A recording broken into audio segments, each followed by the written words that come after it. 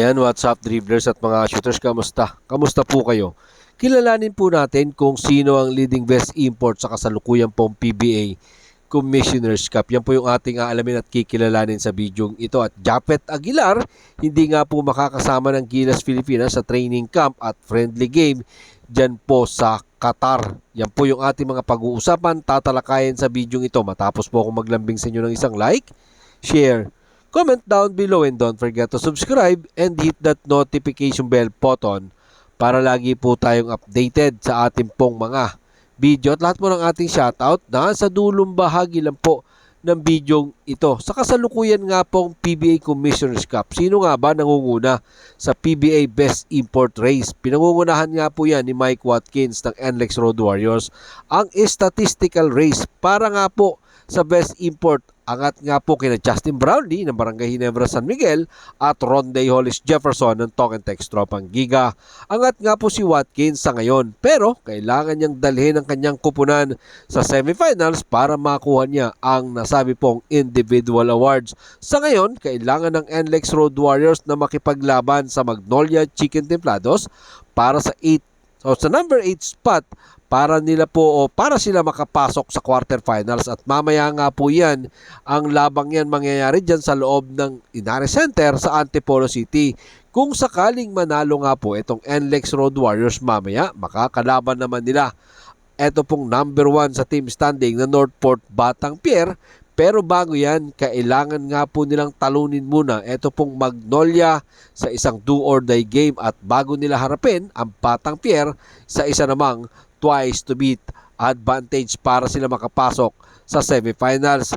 Kailangan nga po nila, yan ang kanilang unang misyon, o ang unang misyon nito pong si Mike Watkins, yung import ng NLEX na si Mike Watkins. Yan po yung kanyang magiging unang misyon mamaya, ang talunin ng Magnolia para sila makapasok sa susunod na round. Kalaban naman nila ang Batang Pier. Sa ganda nga po ng average na itong si Mike Watkins, mayroon po siyang 28.1 points per game, 21.3 rebound per game, 2.6 block per game. Sa ngayon nga po, elimination yan.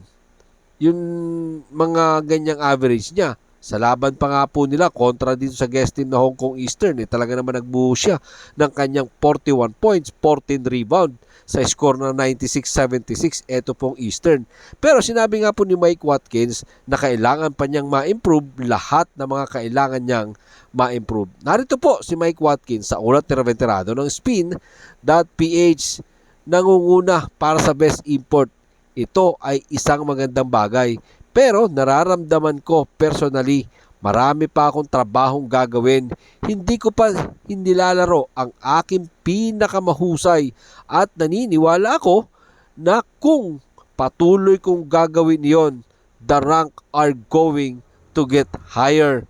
Base nga po sa ating nakitang performance ni Watkins ngayon pong elimination round, medyo smooth lang naman siya sa kanyang mga galawan. Tingnan natin kung saan nga ba abot ang kanyang kupunan dito sa kasalukuyan pong PBA Commissioner's Cup.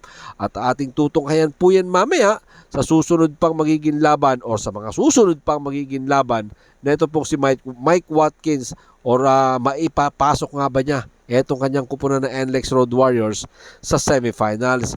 At ito, pag-usapan naman po natin si Japet Aguilar. Hindi nga po makakasama si Japet Aguilar sa Gilas Pilipinas sa kanilang training camp friendly game dyan nga po sa Doha, Qatar, bilang bahagi ng kanilang paghahanda sa FIBA Asia Cup Qualifiers. Sinabi nga po ni Coach Tim Cone na mamimiss ng Gilas Pilipinas ang veteranong bigman sa biyahe ng kupunan sa February 13 to 18. Pero nakatakda namang sumali itong si Japet Aguilar sa huling leg ng Asia Cup Qualifiers na gaganapin nga po sa Chinese Taipei, at ang huli ay sa New Zealand. Narito po si Coach Tim Cone sa ulat ni Jerry Ramos sa Spin.ph. Hindi makakasama si Japet sa Doha. Siya lang ang mamimiss namin or natin. May family issue siya na kailangan niyang harapin, pero makakasama natin siya sa Taiwan. Maliwanag yan mga shooters, no? At maliwanag naman na makakalaro itong si Japet Aguilar sa Chinese Taipei. Sa kasalukuyan ay nasa lineup naman ng ating pambansang kupunan. Ito nga pong sila Junmar Pajardo ng San Miguel Virmen, CJ Perez ng San Miguel, Scotty Thompson ng Ginebra, Chris Newsom ng Meralco Bolts, Calvin Oftana ng Token Text Tropang Giga, Dwight Ramos, Jafan V-League. Ito pong si Carl Tamayo ng KVL, Kevin Kiambao also from KVL, AJ Edu, Mason Amos, and Justin Brownlee, at ang nagbabalik na si Jamie Malonzo. Sana mga ka-shooters, talagang nandyan itong si AJ Edu at healthy, kayang sumabay sa pakikipagbakbakan. Maraming salamat po sa inyong panonood. Ano naman po ang inyong maging opinion? Diyan po natin yung pag-usapan sa comment section. Ingat and God bless everyone. Adjourn!